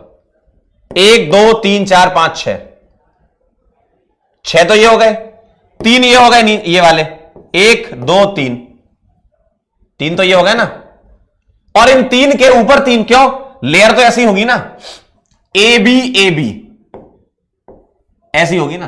तो अगर मैं एक लेयर पकड़ता हूं तो इसके फेस सेंटर वाला इसके कॉर्नर टच कर रहा होगा 6, और 3 नीचे वाली लेयर के, 3 ऊपर वाली लेयर के।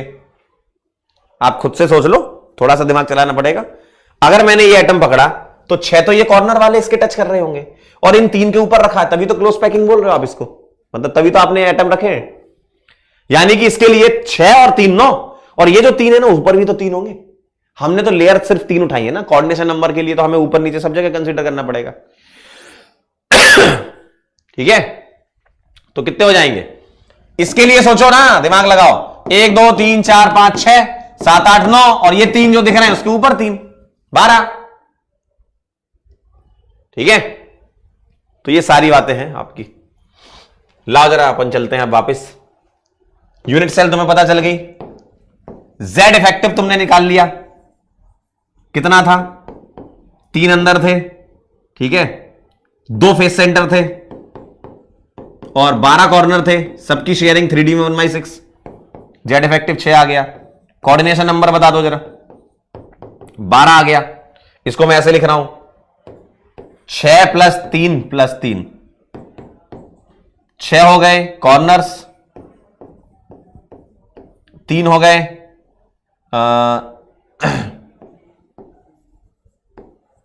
लेयर बिलो जो है वो वाली, और 3 हो गए अब लेयर।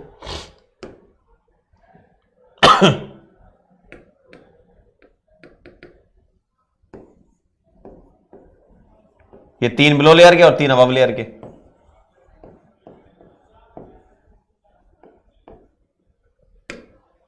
ये ए लेयर है, ये बी है और ये बी है ना। 3 नीचे वाली लेयर के, 3 ऊपर वाली लेयर के। तो ऐसे लिख दिया मैंने ताकि आपको क्लियर समझ में आ जाए। 12 सर ए और आर का रिलेशन, 5वें point, relation between A and R बताओ। Relation between A and R बता दो। जो आपकी हेक्सागोनल यूनिट सेल थी, देखें जरा ध्यान से, जो आपकी हेक्सागोनल यूनिट सेल थी, देखें, कोई भी 2 एटम पकड़ लो आप, जैसे ये इसकी एज लेंथ है ना, रुक जा, देखो ये, रुक जा कहां जा रहा है, ये एज लेंथ है, ये रुक जा, क्या घूम रहा है, हाँ आप देखो, ये एज लेंथ है, तो ये 2 एटम टच कर रहे होंगे, तो 2 एटम एज लेंथ पे टच कर रहे हैं, यानी कि 2r = a। 2 एटम टच कर रहे हैं एज लेंथ पे, 2r = a, ठीक है।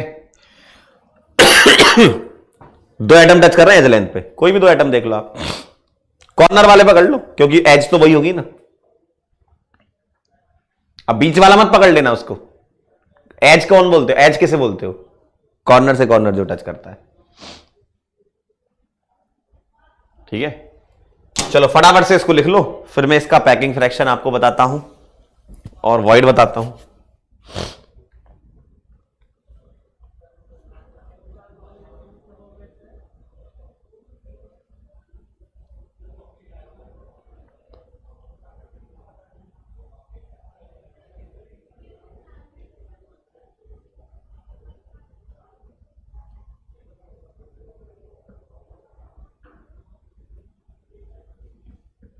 डन, पक्का? चलिए, तो ये हम पहुंच गए 5 नंबर पे। 6 नंबर पे चलते हैं। अब थोड़ी सी इसमें मैथ्स वगैरह है तो उतना ज्यादा डिटेल में डेरिवेशन नहीं करना, मैं आपको डायरेक्ट बता देता हूं। 6 नंबर पे हाइट ऑफ, सॉरी या लिख ही देता हूं क्या, height of hexagon 3D। Hexagon 3D की हाइट क्या है? हाइट का मतलब सबसे ऊपर वाली और नीचे वाली लेयर के बीच की डिस्टेंस। ए था तो पहली और तीसरी लेयर के बीच की डिस्टेंस हाइट होती है, और इसका फॉर्मूला होता है 4√2/3r। बाकायदा डेरिवेशन करके निकलता है, लेकिन उतना आपको जरूरत नहीं है, इस फॉर्म में आप याद रखो। एरिया ऑफ हेक्सागन तो हमें पता ही था, एरिया ऑफ हेक्सागन हम जानते हैं। हेक्सागन का एरिया कितना था? 6 × √3/4a²। चाहे वो 2D हो चाहे 3D हो, एरिया तो वही रहेगा ना, है ना। और वॉल्यूम निकालना हो आपको, volume of hexagon, volume of hexagon ये क्या आएगा? Area into height. एरिया कितना है? 6√3/4a² into 4√2/3r। और यहां a को अगर मैं पुट कर दूंगा कितना? 2r के बराबर। तो इसको आप सॉल्व करोगे ना, तो मैं लिख देता हूं 24√2r³ आएगा ये। ठीक है, वॉल्यूम क्या होता है? Area into height. तो ये है, लिख लो आप अपन। मैंने वॉल्यूम इसलिए निकाला है क्योंकि हम पैकिंग फ्रैक्शन निकालेंगे। 3D है ना, तो 3D में वॉल्यूम से निकलता है। Volume of sphere divided by volume of unit cell, और यूनिट सेल यहां क्यूबिक नहीं है, यूनिट सेल कौन सी? हेक्सागन है, तो हेक्सागन के वॉल्यूम से डिवाइड करेंगे। तो अब हम परसेंटेज पैकिंग फ्रैक्शन निकालेंगे, पहले आप इसको नोट कर लीजिए। हेक्सागन 3D की height, area of hexagon, volume of hexagon.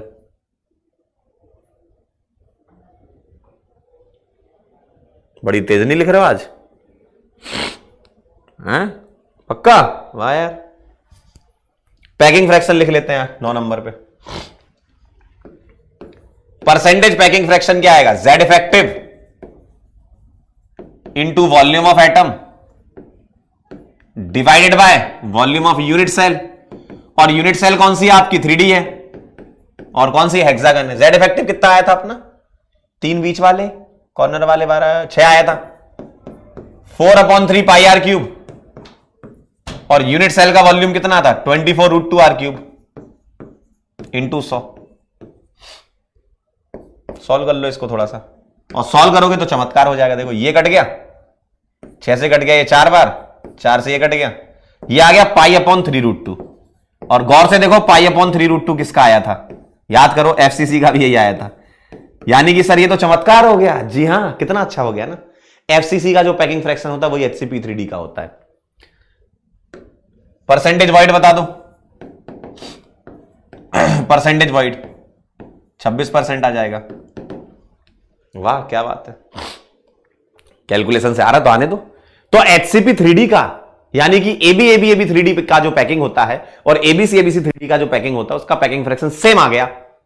आता है, बहुत बढ़िया। इससे अच्छा क्या है? अलग से याद नहीं करना। FCC का याद है ना, वही HCP का है। क्लियर है? तो ये थी आपके साथ ढेर सारी बातें। आज हम यहीं रोकते हैं। नेक्स्ट टर्न पे जब आपसे मुलाकात करेंगे, तो हम होमवर्क में आपको टेबल दे देता हूं। टेबल आप फिल करना है ना, मैं बना देता हूं आपके लिए। ठीक है, नेक्स्ट टर्न पे आप इसके क्वेश्चन भी करेंगे अपन, है ना, क्योंकि नेक्स्ट टर्न पे थोड़ा वॉइड वगैरह पढ़ा के फिर क्वेश्चन बनते हैं। अभी ये वाले तो बड़े आसान क्वेश्चन होते हैं, एबी टाइप की पैकिंग, ये भी मैं नेक्स्ट टर्न पे आपको करवा दूंगा। होमवर्क में क्या करना है आपको, 1D 2D की पैकिंग छोड़ देना, ओनली 3D, है ना। 3D पैकिंग, ठीक है, ऐसे लिखना है आपको। पहला लिखना है स्क्वायर क्लोज पैकिंग 3D, दूसरा लिखना है hexagonal close packing, cubic close packing 3D, और तीसरा लिखना है HCP 3D। अब आप शुरू हो जाना एकदम। कैसे शुरू हो जाना मैं बताता हूं आपको।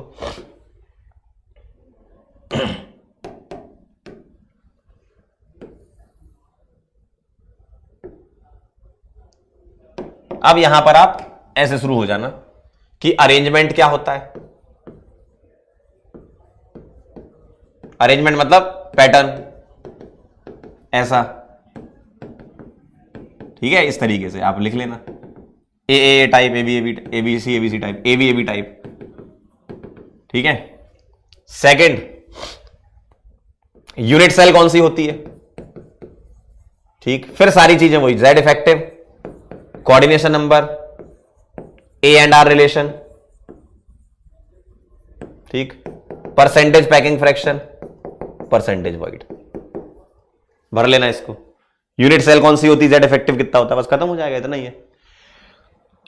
तो ये आपको फिल करके लाना है नेक्स्ट टर्न पे, ठीक है, ये फिल कर लेना। ज्यादा ज्यादा हम आपको बोलना चाहते हैं। Thank you so much. Next turn पे इसके सवाल भी हम करेंगे, यानी कि कल आप लोग आइएगा तो 3D की रिवीजन करके आइएगा, मतलब ये टेबल बना के ले आना, बस काम हो जाएगा। आप ये टेबल बना के ले आओगे, सवाल हो जाएंगे अपन से, ठीक है, बस ये टेबल भरना, इसको रिवाइज करके आ जाना, खत्म, ठीक है। कल हम इसके क्वेश्चंस भी कर लेंगे आपको, और फिर कल हमारी पैकिंग वगैरह खत्म कंप्लीट हो जाएगी, मतलब वॉइड वगैरह होकर पैकिंग वाला पार्ट खत्म हो जाएगा, तो फिर अपना आपको होमवर्क भी दे देंगे, ठीक है। सरप्राइज अभी नहीं, सरप्राइज जब मिलना चाहिए तभी मिलेगा आपको, डोंट वरी, लेकिन हाँ काफी अच्छा है, ठीक है। चलिए तो फिर मुलाकात करते हैं अपन कल, रिवीजन करके जरूर आना, तब तक के लिए ओके बाय।